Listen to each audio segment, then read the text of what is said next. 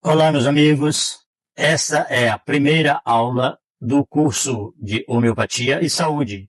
Eu resolvi pegar um capítulo que está no meio do livro e trazer para a nossa primeira conversa. A homeopatia, me parece que a grande diferença é que os efeitos da substância são aproveitados de uma forma muito diferente da medicina convencional, porque elas provocam um determinado efeito, alguns poucos efeitos, de uma forma bem ostensiva.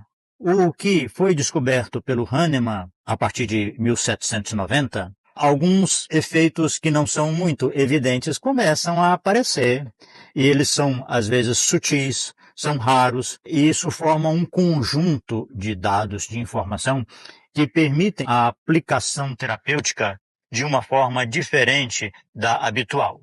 Ao invés de pegar uma substância e tratar baseado em um ou dois efeitos, a gente usa esses efeitos que são mais raros e peculiares. A diferença faz com que, vamos dar um exemplo, Drosera é uma substância que é utilizada muito por conta do seu efeito na tosse, mas ela tem muitos outros efeitos, por exemplo, a sensação de que as pessoas são falsas. Mais adiante tem uma outra sensação que ela foi enganada pelas pessoas. O uso dessas informações, assim, num aspecto mais ampliado, permite que você passe a tratar a pessoa e não mais a doença. Isso resume praticamente toda a diferença da homeopatia em relação ao uso terapêutico baseado no efeito mais conhecido, mais chamativo daquela substância. A partir daí, a homeopatia se baseia no tratamento de pessoas, das suas características. Então, levanta-se um conjunto de informações. Essa substância pode ser inócua e, nesse processo, efeitos aparecem e permitem um emprego terapêutico.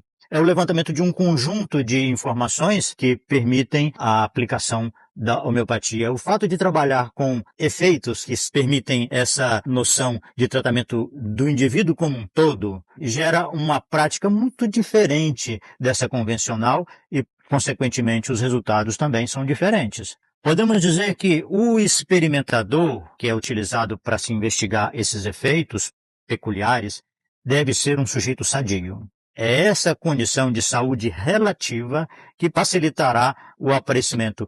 Esse experimentador vai sendo treinado com o tempo, com a participação nesse tipo de pesquisa. Geralmente é um sujeito voluntário. É ele, o seu organismo e o seu psiquismo, que faz a identificação dessa substância através dos efeitos que ela provoca nele mesmo. Ele vai apresentando um conjunto de alterações, como eu disse, que podem ser sutis e muito fugazes. Entretanto, o grupo, esse é um trabalho para ser feito em grupo. Essa foi a metodologia desenvolvida por Hahnemann e até hoje praticamente a melhor. Ninguém fez mudanças importantes nesse procedimento, que é chamado de experimentação no homem sadio.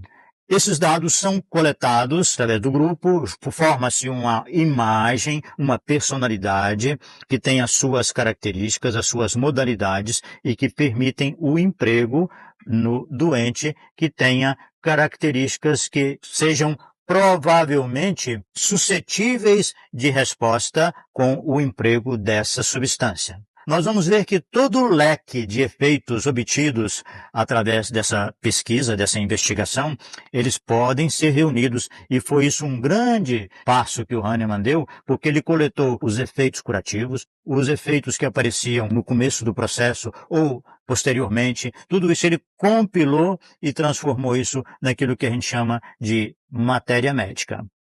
O desafio, em geral, é que esses dados são estranhos, são esquisitos, parecem, assim, sem sentido, e é importante que você tenha um recurso para estudar, para compreender e que eles adquiram lógica, sentido, e você comece a correlacionar isso com o paciente. O discurso, o relato do paciente vai te lembrar e você vai ter ferramentas para aplicar aquela substância no tratamento do paciente.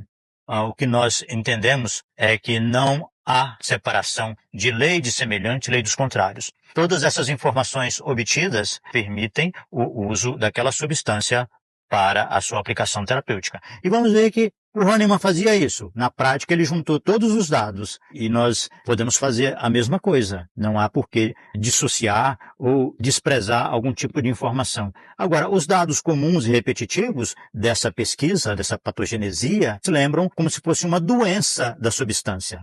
Da mesma forma como a medicina se baseia no uso de dados que são repetitivos, que são comuns para entender o que é doença, nós sabemos que os dados peculiares, esses mais raros que aparecem nessa pesquisa, ajudam na individualização dessa pessoa e, consequentemente, da substância que deverá ser empregada no tratamento desse paciente. O material patogenésico, que é a fonte e que o homeopata precisa aprender realmente a lidar muito bem com isso para aplicar na sua prática.